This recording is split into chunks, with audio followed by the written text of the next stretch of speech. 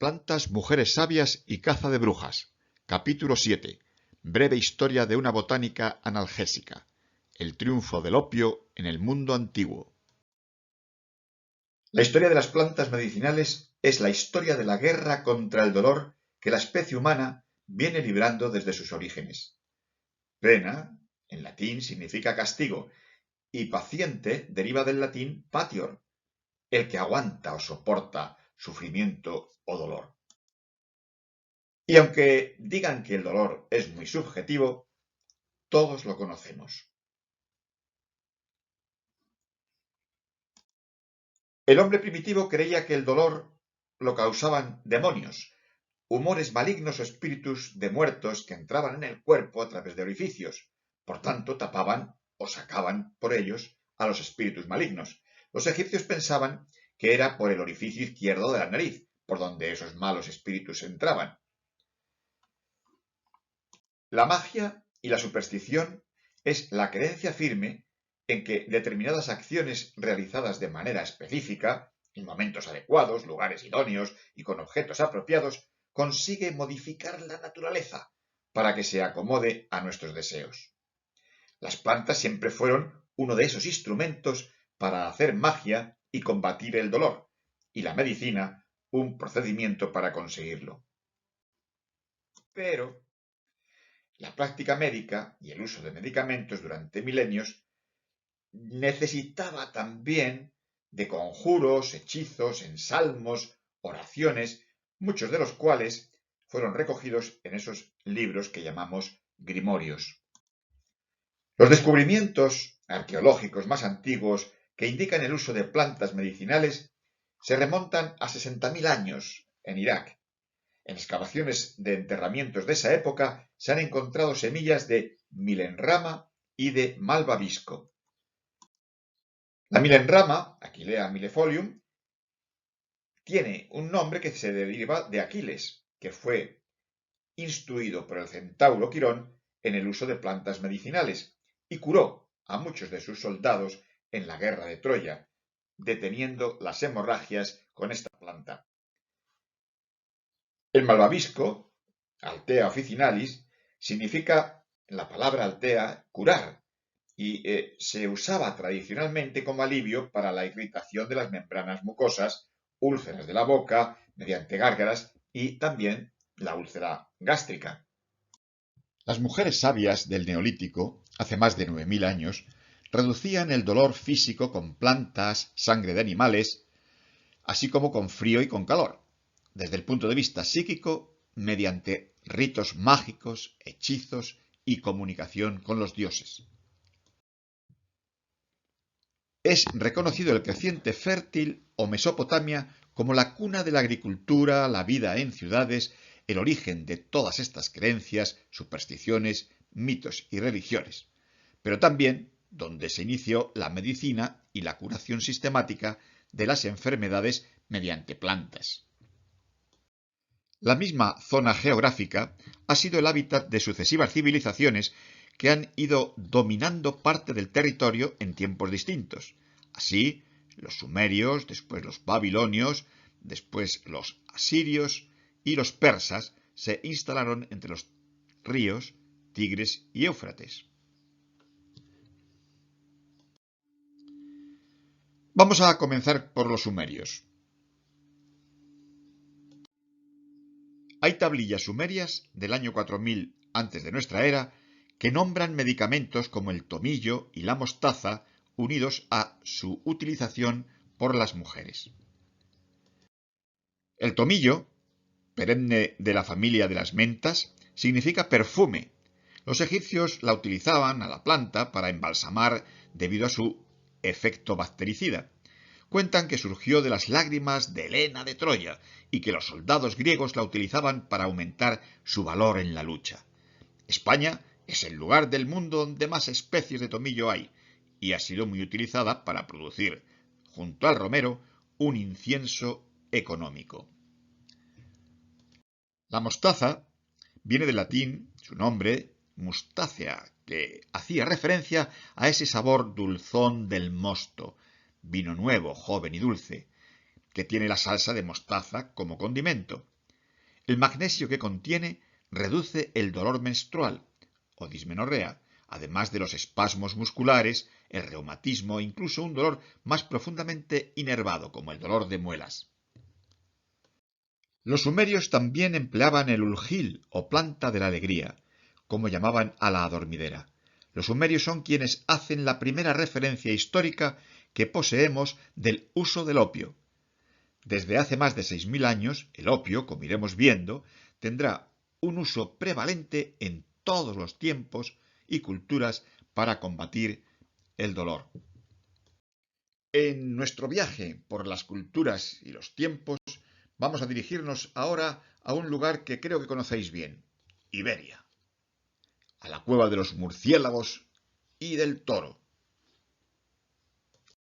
A mediados del siglo XIX, en la cueva de los murciélagos, en Albuñol, Granada, se localizaron varios cestillos de esparto que contenían restos de flores y semillas de adormidera, cuya cronología ha sido datada nada menos que en el 4200 antes de nuestra era. Las cápsulas se encuentran en un enterramiento femenino en el que la mujer se halla rodeada de 12 hombres, lo que se interpreta como que esa mujer enterrada poseía poder o mando. Semillas de Papaver somniferum también se han encontrado en otras zonas cercanas, como por ejemplo la Cueva del Toro.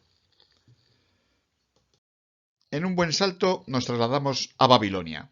Hemos traído aquí una reproducción de la obra de Edwin Long, El mercado de esposas de Babilonia, porque queremos hacer constar esta constante histórica de supeditación de la mujer al elemento masculino.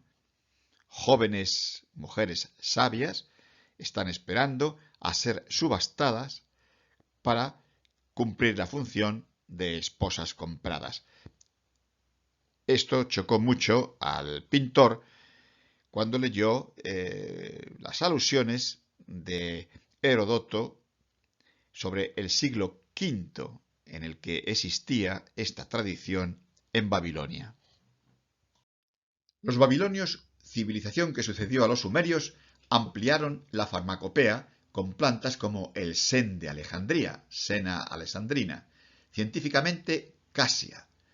Los senósidos que contiene irritan el revestimiento del intestino y eso produce un efecto laxante. Y en otro salto vamos a Creta, a ver qué nos cuentan estas tres muchachas. Pues nos hablan del azafrán, que contiene un tinte de tipo carotenoide llamado crocin, que fue utilizado para teñir no solo la comida. En Irak, los arqueólogos descubrieron que los habitantes de las cavernas ya utilizaban el poderoso color naranja del estigma del azafrán como componente de su pintura.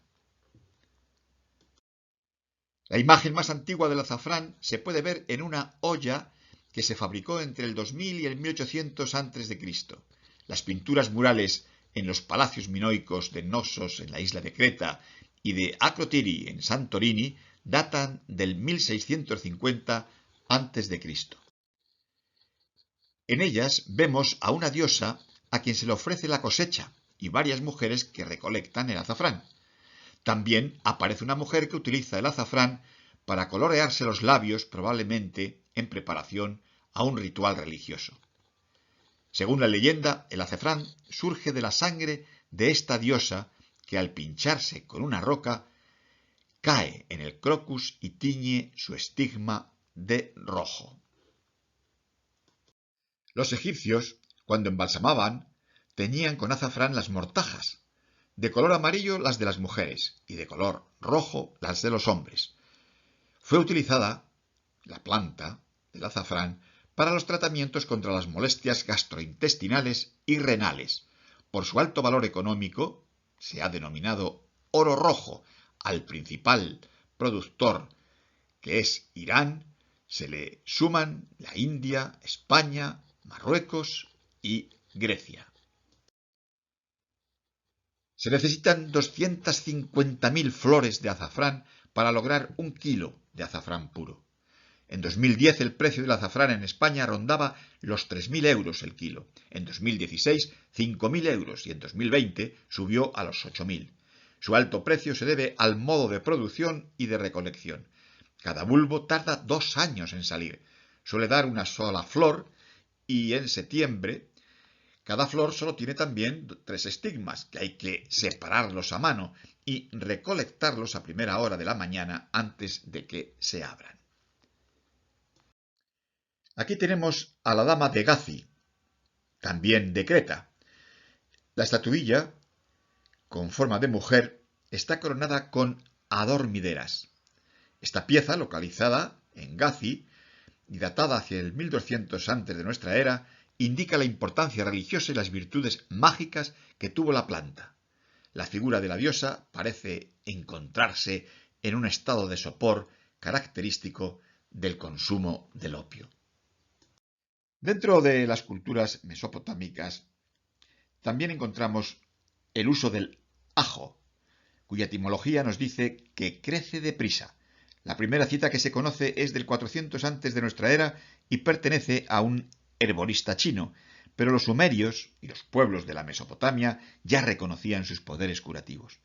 El Codex Ebers egipcio hace 22 menciones sobre el ajo y su aplicación en el control de las cardiopatías, las mordeduras, los parásitos intestinales, los tumores, como analgésico, tónico, etc. Es la planta sobre la que más estudios se han realizado recientemente, con conclusiones de eficacia medicinal comprobada. Entre las personalidades que contribuyeron a su propagación se encontraba Alejandro Magno, Atila y Genghis Khan. El motivo de tal difusión, más que su posible magia contra los vampiros, creemos que fue su utilidad como conservante de la carne y del pescado, su reducido tamaño y, por tanto, la facilidad que tenía para almacenarse. En Mesopotamia, actual Irak, del 3000 al 2000 a.C., pensaban que los culpables de las enfermedades eran un ejército de hasta 6.000 demonios dispuestos a provocar pestes, fiebres, abortos y epidemias. Asipú, el médico encargado de realizar exorcismos para aliviar el dolor, pedía al enfermo que recitase un conjuro. Algo así como: salid de mi cuerpo, alejaos de mi cuerpo, apartaos de mi cuerpo, huid de mi cuerpo, no volváis a mi cuerpo, que vuestras perversidades suban hacia el cielo como el humo. Y al mismo tiempo, el sacerdote, en este rito, agitaba hojas de mirto. Vamos ahora a Egipto, cuna, como sabéis, de prácticamente todo ese saber botánico que después griegos, romanos y medievales utilizarán en la medicina. Entre las plantas más antiguas utilizadas en Egipto tenemos al aloe vera, de la familia de los lirios. Aunque existen más de 300 especies identificadas, el aloe vera, el verdadero aloe, es la más popular. La leyenda dice que aloe vera fue uno de los secretos de Cleopatra para mantener su piel suave, y también se cuenta que Alejandro Magno adquirió Madagascar para poder utilizar el aloe vera que crece allí y así tratar las heridas de sus soldados. El aloe vera era considerada una planta sagrada cuya sangre contenía los secretos de la belleza, la salud y la inmortalidad. En la cultura china, el aloe ha sido un ingrediente importante en los tratamientos médicos desde los tiempos de las expediciones de Marco Polo, y se sabía que Cristóbal Colón tenía aloe vera en macetas en su armada de barcos y la usaba para curar las heridas a sus mercenarios. El ajenjo, Artemisia absinthium, por sus principios activos amargos, presenta propiedades digestivas. Se utilizaba para regular el ciclo menstrual. Se ha usado desde la antigüedad como hierba santa contra los dolores de estómago, como antiparasitario e incluso contra la peste. El uso más conocido de esta planta se debe a que se utilizaba para producir absenta, se utiliza, quiero decir, que es una bebida alcohólica muy popular desde el siglo XIX. Absintium significa estrella que caerá en el fin de los tiempos y hará las aguas tan amargas que será imposible beberlas. Bien, para otros la palabra significa simplemente no bebible o amargura. Los bohemios del siglo XIX la llamaron hada verde, pero a pesar del negocio que supuso para Francia, acabó prohibiéndose en 1912. La absenta se fabrica con hinojo, anís y absentium. Es la Santa Trinidad. Y también se le puede añadir hisopo, melisa, angélica, cálamo, cilantro, díctamo, verónica, enebro, nuez moscada, regaliz, etcétera, etcétera. Su graduación en alcohol puede variar de 65 a 89 grados, pero también puede rebajársela con 3 o 5 partes de agua. Beberla es un rito en el que se disfruta de su cambiante color, además de su sabor. Durante los siglos IV y II a.C., se consumía un vino enriquecido con extracto de ajenjo y díctamo que inventó Hipócrates y que luego se llamaría vermut, por la palabra alemana que significa ajenjo. Fueron bebedores de absenta Arthur Rimbaud, Toulouse-Lautrec, Edgar Degas, Manet, Hemingway, Picasso, Baudelaire, Oscar Wilde o Vincent van Gogh, el más representativo, que, ebrio por sus efectos, se cortó una oreja. La hierbabuena es una de las hierbas que Carlomagno ordenó plantar en sus campos. Contiene mentol como principal componente activo. El mentol actúa directamente sobre los nervios que transmiten la sensación dolorosa y por tanto la amortiguan. La mirra, que se obtiene haciendo una incisión en la corteza del árbol Commiphora mirra, de la cual exuda una resina gomosa de color amarillo y tonacidad pardo-rojiza. Fue muy valorada en la antigüedad, ya que era uno de los componentes para la elaboración de perfumes o incienso, también ungüentos, medicinas y para diluir la tinta con que se escribía en los papiros. Se usaba también para embalsamar a los muertos. La mirra, en la época del Imperio Romano, era usada como anestésico para los moribundos o los condenados a muerte, y se solía dar mezclada con vino. La gomorresina se ha utilizado también como estimulante y tónico, y en la actualidad se emplea como antiséptico en enjuagues bucales y dentríficos, entre otros usos. Y el beleño, una planta que todos conocemos por su gran capacidad tóxica. Crece en terrenos arenosos, baldíos, taludes, terraplenes y bordes de carreteras. Los egipcios la utilizaban profusamente, ya que obtenían de esa planta el aceite para el alumbrado. El zumo hervido del beleño forma una jalea blanca y brillante que puede usarse en pintura y las hojas se utilizan también para teñir la lana de color aceitunado. Los principios activos del beleño negro son la hiosciamina y la hioscina. Sus hojas frescas se aplicaban exteriormente en tumores y úlceras, mientras que ya secas se recomendaba fumarlas en forma de cigarrillos para las enfermedades del pecho. Hervidas con leche calmaban los dolores reumáticos crónicos.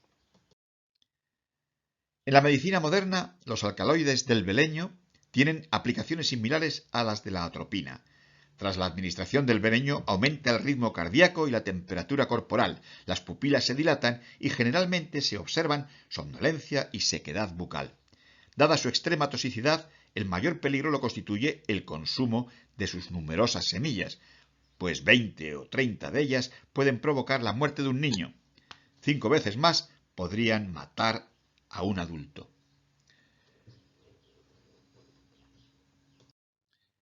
Homero describió algunas bebidas mágicas cuyos efectos parecen indicar que el beleño era su principal ingrediente. Desde tiempos muy remotos se conoce la propiedad del beleño para mitigar el dolor de muelas y se empleaba para aliviar los sufrimientos de los sentenciados a tortura y muerte, ya que tiene la ventaja de que no sólo alivia el dolor, sino que induce a un estado de completa inconsciencia. Esa propiedad tóxica y venenosa será muy utilizada para producir alucinaciones. Otra planta, muy unida a la del beleño, es la mandrágora. Es una especie que vemos representada en numerosas necrópolis tebanas del Imperio Nuevo o en estelas como la denominada Estela de los Enamorados, del Museo Egipcio de Berlín, donde precisamente o Nefertiti o Meritaten ofrecen o bien al faraón Akenatón o bien al príncipe Smenkhare los frutos de esta planta. Entre las leyendas que se cuentan sobre esta planta está la de que se debe arrancar por un perro negro, porque quien vaya a hacerlo no puede tocarla y debe además taparse los oídos porque puede dejarle sordo esos alaridos que dan sus raíces casi como personas.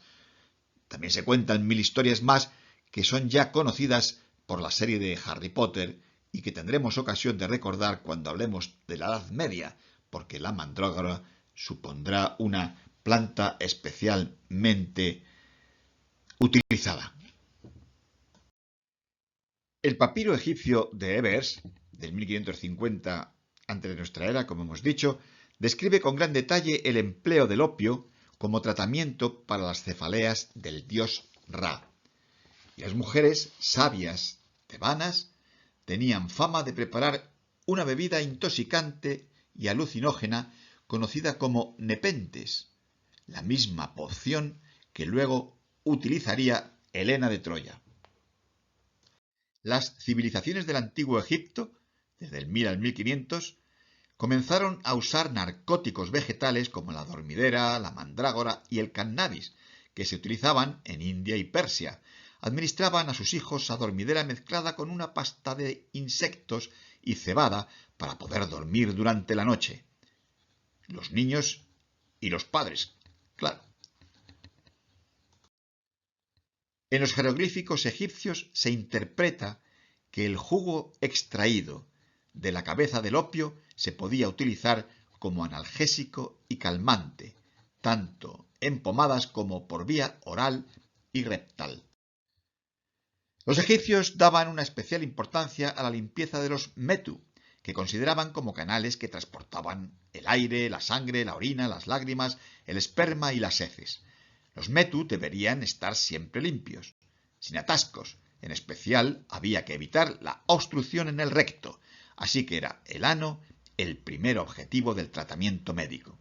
Tal era su importancia que había un ministro especializado al que llamaban el guardián del recto del rey, e incluso pensaban que había sido el ibis el inventor del enema, porque suponían que se introducía el pico en su propio ano. La visita al proctólogo en Egipto tenía mucho sentido, dado que entre los egipcios las enfermedades más comunes eran los trastornos intestinales causados por el agua y las comidas contaminadas, las fiebres, la parasitosis y esquitosomatosis, junto con la cirrosis derivada de la abundante bebida de cerveza y vino que tenían. Así que el contenido intestinal debía ser evacuado regularmente, cosa que se conseguía mediante plantas purgantes, eméticas y con enemas de agua, leche, cerveza y vino con miel. El loto era considerada por los antiguos egipcios una planta sagrada que simbolizaba la inmortalidad y la resurrección y que contiene potentes alcaloides narcóticos con los que puede inducirse alucinaciones o un tipo de sueño muy vívido. De Egipto vamos a trasladarnos a China. Veremos algunas de sus plantas preferidas para luchar contra el dolor.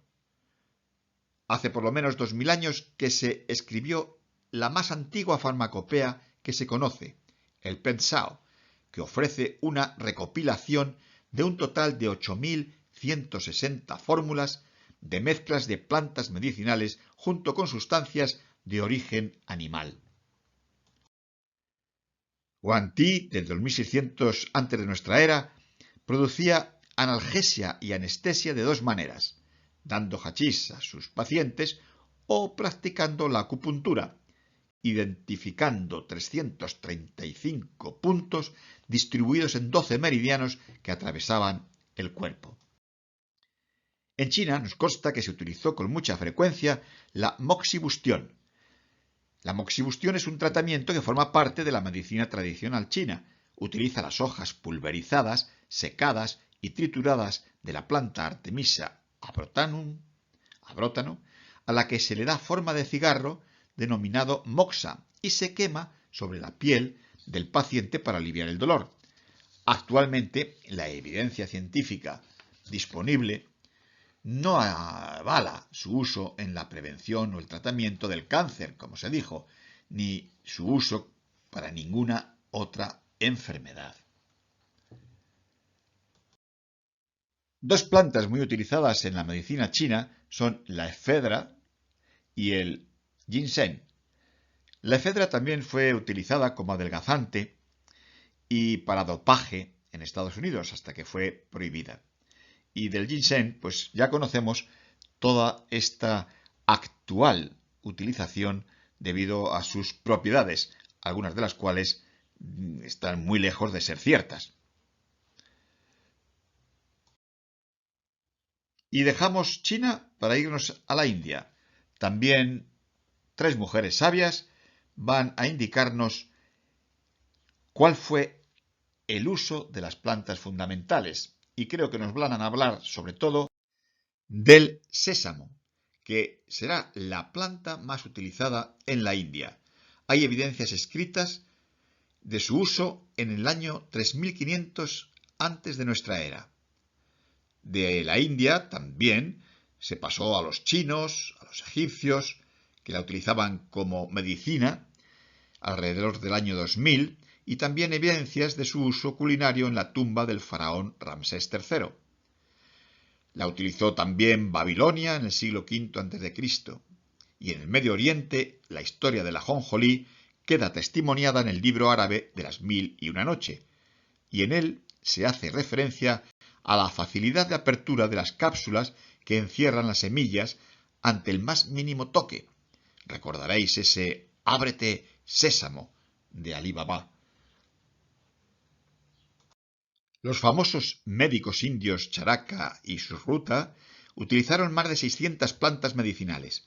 De entre todas, prefirieron el principio activo de la Rauwolfia serpentina, que es la reserpina. Eran utilizadas estas plantas por los indios contra el dolor de cabeza, la ansiedad y la mordedura de serpientes. En la mitología hindú, Soma representa al dios de la luna. Soma era también el elixir de la inmortalidad que solamente podían beber los dioses. Es decir, en la India Soma fue la personificación de un dios, una bebida y una planta alucinógena, y la luna es donde se almacenaba este elixir. El Soma como bebida sería similar a la ambrosía griega. Es lo que los dioses beben y es lo que los hace dioses. Así que bebiéndola seremos también dioses. Eso es lo que pensaban. El secreto de la composición de esta bebida ha impedido que sepamos hoy de qué estaba compuesta. Se propone que alguna de las siguientes plantas podrían haber tomado parte de su composición. La efedra, de la que ya hemos hablado por su uso dopamínico, la asclepia ácida, el cannabis, la Paganum armala, que no es un alucinógeno, pero sí que tiene una propiedad de inhibidora de la monoaminoxidasa, con lo cual pues, puede incrementar la dopamina. El ruibarbo silvestre,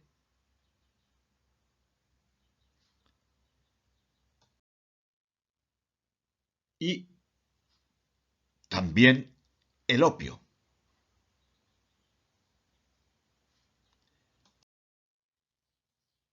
Otros investigadores añaden en el soma algún efecto de hongos, o bien, por ejemplo, del Psilocybes cubensis o de la Amanita muscaria, de cuyos enormes poderes alucinógenos podremos hablar en otro momento.